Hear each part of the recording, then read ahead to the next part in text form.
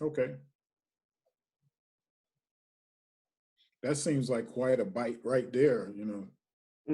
Yeah, so I think I got a couple things in there. So I'm recording again. So what I'll do is go ahead and do a screen share. The hope is that if any of you are interested in instructional design and designing for your own community, we are here working on our financial literacy course for the community because we are from rural Eastern North Carolina. We recognize that the needs for rural Eastern North Carolinians who are within a low socioeconomic um, pay scale, low socioeconomic Hmm. environment, that they have different needs. And so we are looking to be able to address those different physical, emotional, spiritual, and environmental needs through this kind of programming. And so, what I like to do is really think about those bits and pieces that we're interested in being able to achieve and accomplish. So, let's use a template. And this is a template coming straight from Google. So, if anybody has a Google email address, Google also has the options to do the Google Drive, and I'll try to show you that here. So here, what we've gone to is if you click on the letter at the corner of your Google, once you sign into Google, there you'll see a letter that typically is the first letter of your first name that you have registered, and you'll be able to maybe it's not the letter. There's some dots that usually show up right here in your email that'll take you to the drive. So it looks something like this. I'll let you be all up in my email real quick. But these six dots take you here to the drive, and the drive even has the option to click on the sheets here. So once you click on the sheets there, you'll be able to see that there are options for different templates, and this happens to be the assignment tracker. Now, this is just happens to be this happens to be something that I just thought could be useful. This is you. There's a ton of different options that you can have in terms of keeping data. Um, but it is a good idea if you want to be able to use and sort this data later, that you have it in this form, like the subject matter. If you want to sort by subject, if you want to sort by the kind of assignment or activity. So when I think of this isn't necessarily an assignment that we're tracking, but we're tracking a skill. So we'll call this the skill tracker. And as a community, you know specifically that there are certain things that you want to be able to address.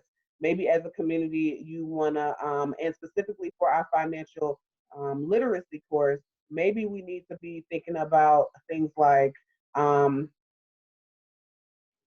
personal finance.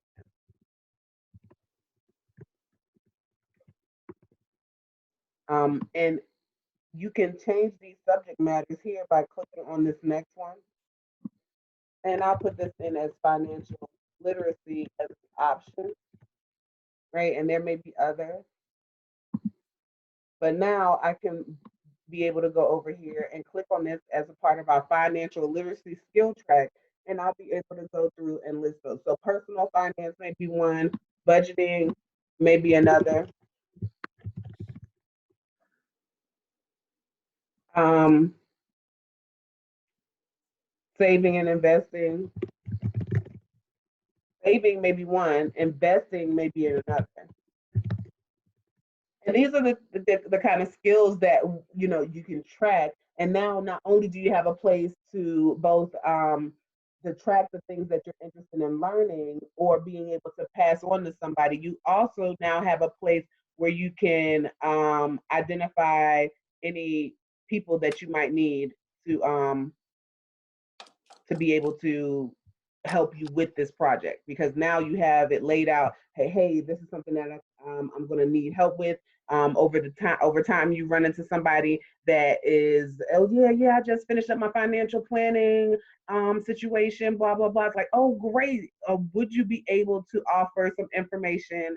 Drop in for 5 minutes to give a tip, what have you. So that might be something, or if it's something more extensive, this is where you start figuring out who the nucleus, the main people on your team would be to be able to really help you create to create a lesson plan on that.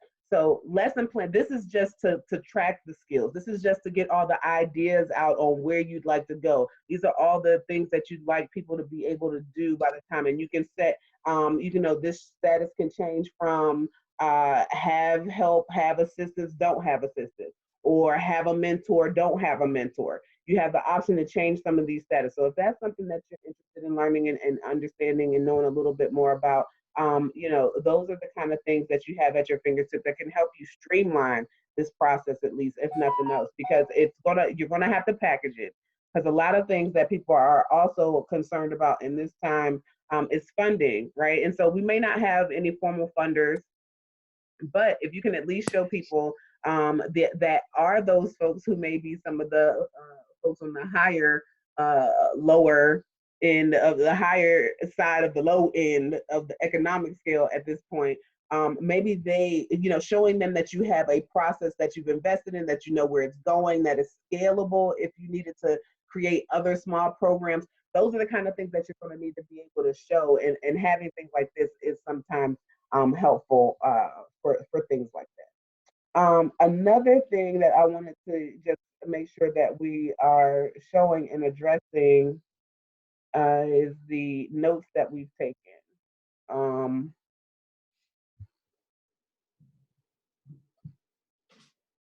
regarding the course. So we've already listed things that we wanted to be here. So that would, these things like accountability, discipline, ownership, problem solving, those would be the things that we listed, knowing that we want our learners to always be able to have. These are habits of mind, right? And so the thing is, it's like as we're going through and we're talking about financial literacy, there's also a habit of mind and understanding that comes with being able to say, oh, well, I really want those shoes that I know are going to come out, and I want to be the first to have them. There's a level of planning that comes to making sure that you're not missing out on any of your bills to make those, you know, those making those unnecessary trade-offs. But that's the thing. Some trade-offs are necessary. Like, how do you figure out how to make, if you have to make the decision between a medication and food, right? That's you know, how are we planning ahead for those kind of situations?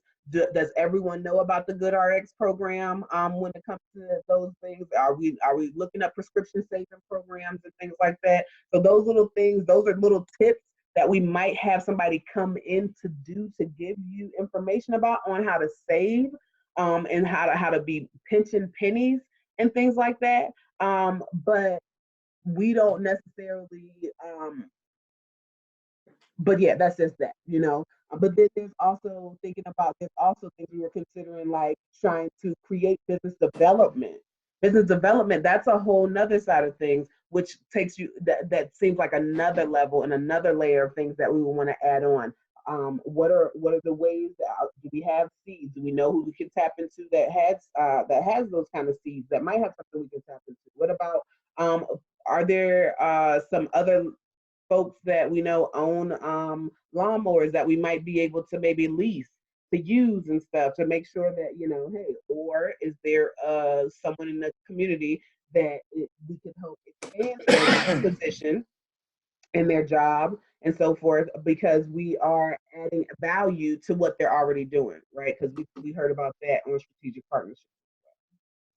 So these are just some tools that you can be using to transfer what you may have been taking as some notes with a group of friends and stuff, and translating those small pieces of what you want to be accomplished into something that is easily a little more trackable, and something that can be seen and looked at in a way that you'll be able to work out and share with somebody that might be willing to invest, other than folks that are in the community. And then this kind of organization will also help you as you make sure that you're not overworking yourself and repeating areas of things that you've already discussed. It's like you can always refer back to things. So now that we have these kind of tools at our fingertips, we can record these things once, and we don't really have to address it again.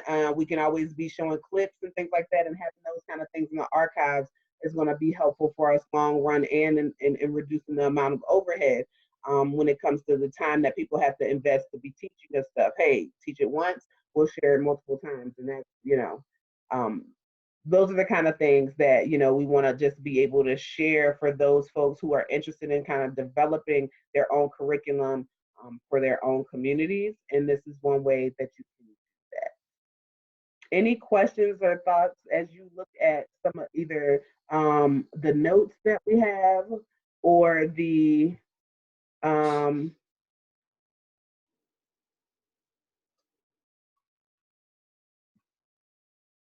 the database that that we can use to track some of our skills? Any questions about any of those at this time?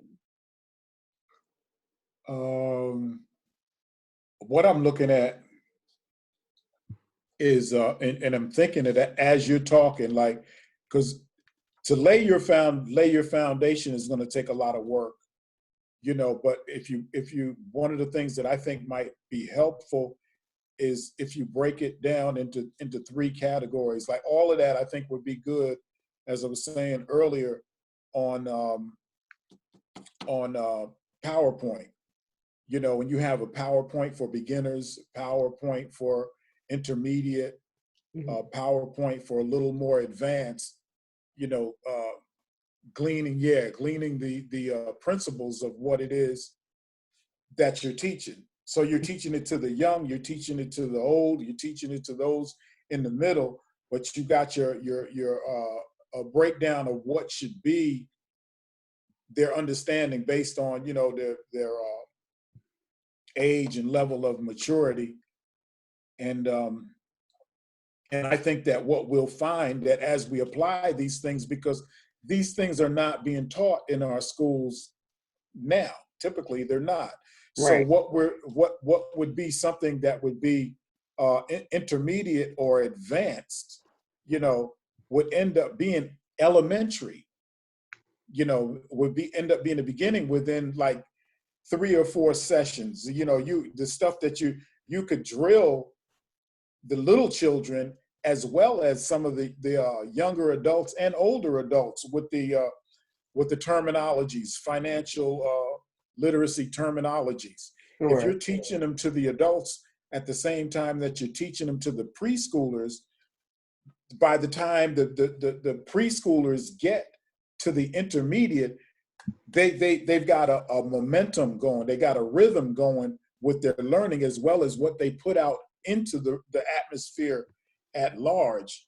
And that's kind of like what I was thinking about, because I know that teaching some classes in adult continuing education, I ended up creating PowerPoints, and my information was evolving along with my experience and finding out what learning habits were for people in order to hit people, at their at where they are. Right. Sure. you know. Yeah. And So so, definitely, this is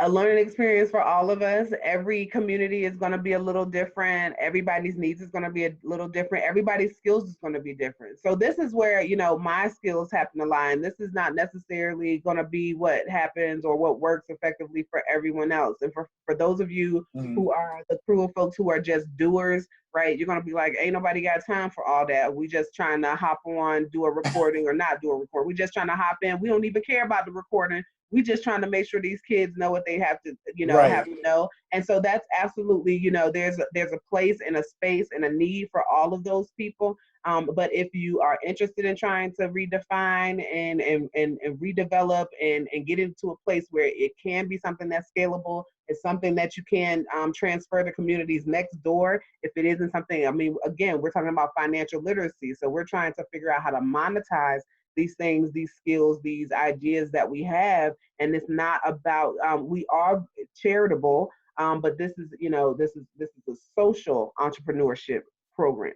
Okay, so it's not that we're not interested in making money, or that we're not interested in being, doing social good. We're interested in all of the above, and so we have to be cognizant of the fact that there's, we could do one, and we can do the other, And that might be easier than just trying to do both, but we are trying to do both in the sense that we're trying to make sure that, folks have this kind of skills that they need, but also that we are able, as people who are investing our valuable time, energies, and things that we have taken over so many years to hone and create and craft, efficiently and effectively, we do want to be able to be compensated for our time. So if this is something that either as a trainer, as an expert, or as a novice that you're interested in getting involved in, please make sure that you're calling 252-628-9455 or texting. You can reach me at any of the social media, Twitter. You can reach me at IERNWILL,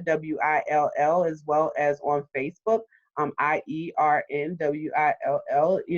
We are on Facebook. Terry, if you're interested in sharing your information, your social information, you can go ahead and do that. But we are going to make sure that we wrap up this one real quick, and with these particular skills that we're offering.